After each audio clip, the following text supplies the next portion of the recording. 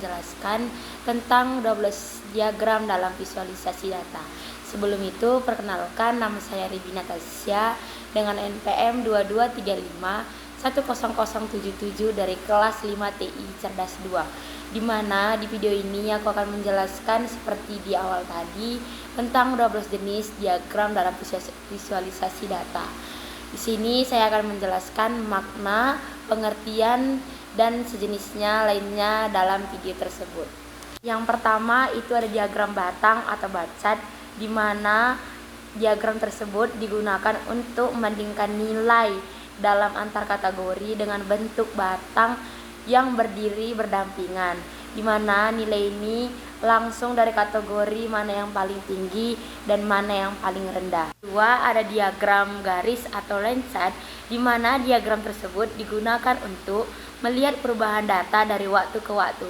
Nah, di diagram tersebut kita dapat melihat perubahan penjualan atau harga perkembangan dari suatu saham. Nah, yang ketiga ada diagram lingkaran atau pie chart, di mana diagram ini menunjukkan presentasi dari satu kesatuan, dan di diagram ini kita dapat melihat kontribusi dari bagian terhadap keseluruhannya. 4.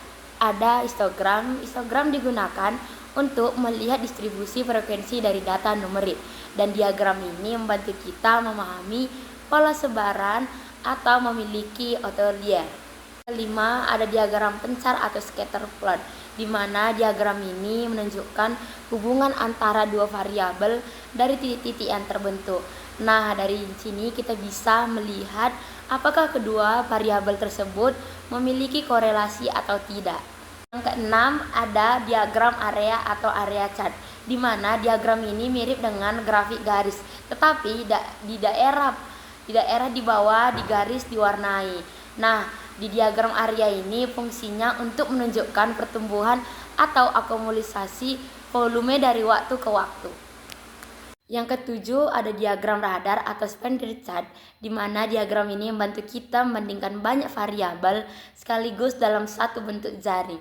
Nah, di diagram tersebut digunakan untuk penilaian performa atau analisis karakteristik. Yang ke-8 ada box plot, di mana diagram ini digunakan untuk menunjukkan sebaran data, median, atau outlet, dan di mana diagram ini sangat berguna untuk kita ingin melihat, memahami variasi dalam sebuah dataset.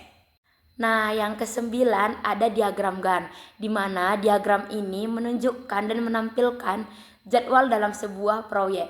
Dan di diagram ini sangat penting dalam dunia manajemen proyek atau membantu dalam setiap progres dari setiap tugas yang dikerjakan. Yang ke-10 ada trimaf, di mana diagram tersebut berbentuk kotak yang bertingkat. Nah, dari setiap kotaknya ini mewakili nilai yang cocok untuk melihat komposisi dalam data yang hierarkis. Yang ke-11 ada heat map, di mana diagram ini menggunakan dari varian warna untuk menunjukkan insertasi data. Nah, diagram ini sering digunakan untuk analisis korelasi atau data matriks. Nah, yang terakhir ini ada diagram waterfall, di mana diagram ini menunjukkan perubahan bertahap dari nilai awal ke nilai yang akhir. Dan diagram ini sering dipakai untuk laporan keuangan, untuk melihat setiap perubahan bertahap, langkah perubahan dari awal ke akhir. Nah, itu dia 12 jenis diagram dalam visualisasi data. Dan diagram ini kita dapat gunakan untuk manajemen proyek kita, supaya tugas kita atau manajemen proyek kita lebih menarik, lebih mudah dipahami, dan lebih informatif. Sekian, terima kasih telah menonton.